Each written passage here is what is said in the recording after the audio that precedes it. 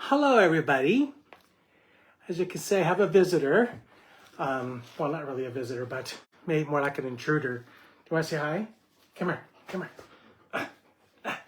You guys all know who this is. Look, it's your friends. It's your fan base. Anyways, hello, everybody. It is 12:30, and that means that you and I have an appointment. It's time to discuss it with Drake. Welcome to episode number 122. Can you believe that? Today's quick topic is 4 common real estate regrets. Yes, regrets. So, of course, like as always, if you don't want to miss an episode, please head on over to YouTube, type in Drake's Real Estate TV, hit subscribe, and then you'll never miss an episode. I guess she's staying for she's going to keep my feet warm for a while. Anyways, please say hello in the comments when you stop by. Hello, Miss Lee. How are you? And then let's get started. So let me ask you a question. Can you tell good real estate advice from bad? Unfortunately for buyers and sellers, the answer is usually yes, but in hindsight, right? That's after they bought or after they've sold. So after buyers move in or after sellers move out, many things, tend to become clear.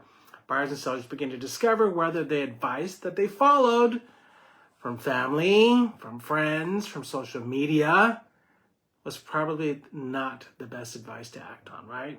Who should they be listening to? Yeah, the people that are actually in the business. So I've always believed that there's a type of stress-driven temporary insanity that can descend upon buyers and sellers.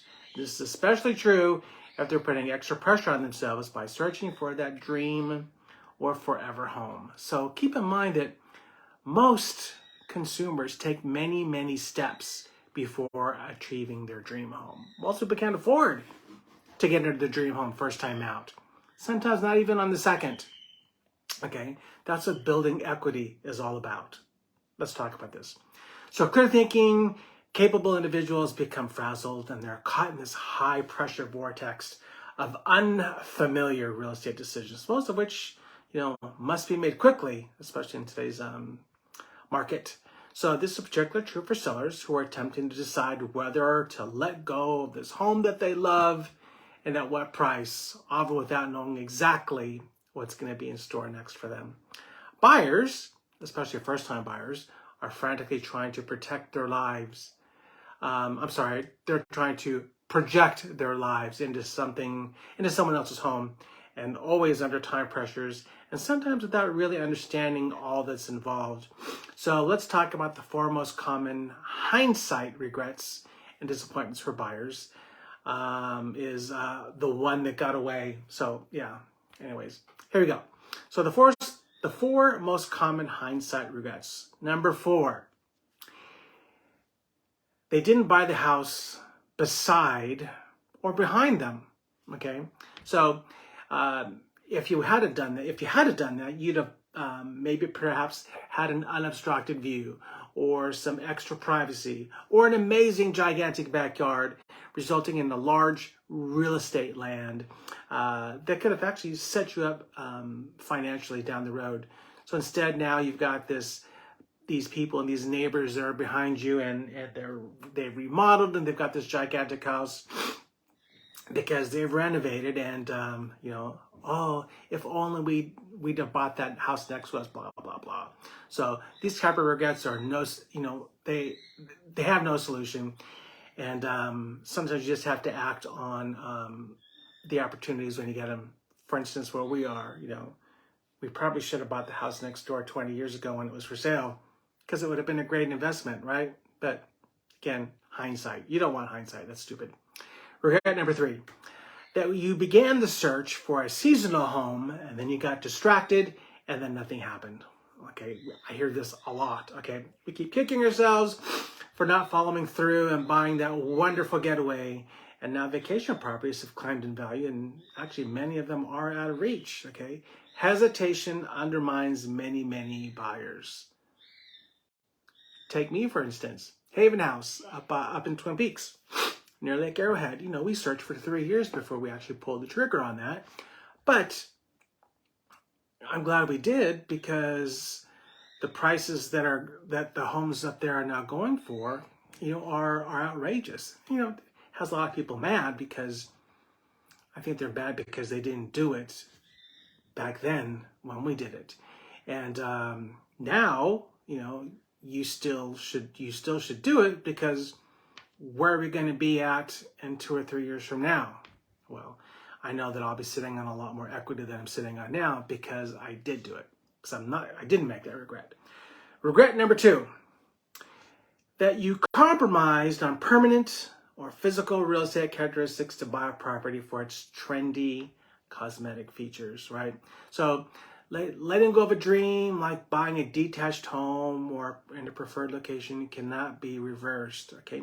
Choosing a property because of a must-have fashionable decor features like an open concept or a gym kitchen, some of that can represent short-term thinking. So these features, well, some of them, will wear out and go out of style, but location and neighborhood values usually keep appreciating. So you just really, really need to be careful as to why you're buying it. And remember who you're buying it for, not just because it's trendy. Regret number 1, that they waited, and some people are still waiting for prices to drop back down to normal. When in this ever-changing world of ours, that normal is kind of history, When sellers become buyers, they may end up with similar regrets if they don't, apply that forethought based on evaluating the success of their last purchase. So, sellers can have regrets too. Some sellers may get swept up in a hot market without much thought about where they're going to live next. And they may regret that they sold, if they have to settle for their next home. Not taking much time to calculate what they're actually going to net out of the sale after all the expenses, well, that's kind of crazy. I always provide an estimated seller net sheet prior to even going on the market, because you really should know with a very good estimate where you're going to end up approximately. Or in some cases, regrets at turning down an okay offer because they only received one. So only receiving one offer right now, that seems very, very far-fetched. So there's obviously a deeper problem there. So if that's your case, you need to maybe reevaluate what's going on there. Because even if you had one offer and they're only a few $1,000s apart, maybe the seller is regretting that they didn't make it happen because, they went away. So just as a reminder, regrets are a waste of time and money. Your real estate professional's job, and I should be your real estate professional, is not to tell you what to buy, nor to tell you when to sell. My function is to provide accurate real estate information, dispel misinformation, and there is a ton of it out there, and help you gain access to available listings and data, and hopefully follow my instructions. We're here to help explain the real estate transaction and help you to expedite the buying and selling process and help you to achieve your desired results or get as close to them as the market and location will allow. So we can help you clarify your thinking, consider new alternatives, and actually confirm your priorities. I like to be your voice of reason. So when we first talk, I'm going to ask you what's important to you and why you're making those decisions. And then I'm going to remind them to you when you start veering off that path. So really, it's up to you to take full advantage of my support to avoid those regrets and achieve your real estate outcome and start building your real estate wealth. So anyways, that's really all I have for you today. I hope you found it interesting and useful. Come back next week. I want to shout out to Realty Times for giving me the information to share with you today. And as always, please don't keep me secret. Share this with everyone you know. Is there a topic you want me to discuss in the future? Let me know. I'll get it on the calendar like I have many, many times. I hope that you have a fantastic week. Be kind to one another. Don't forget to live, laugh, and most importantly, love. And until we see each other again next week, when the next move matters, contact Drake for Homes. Thanks, everyone. See you later.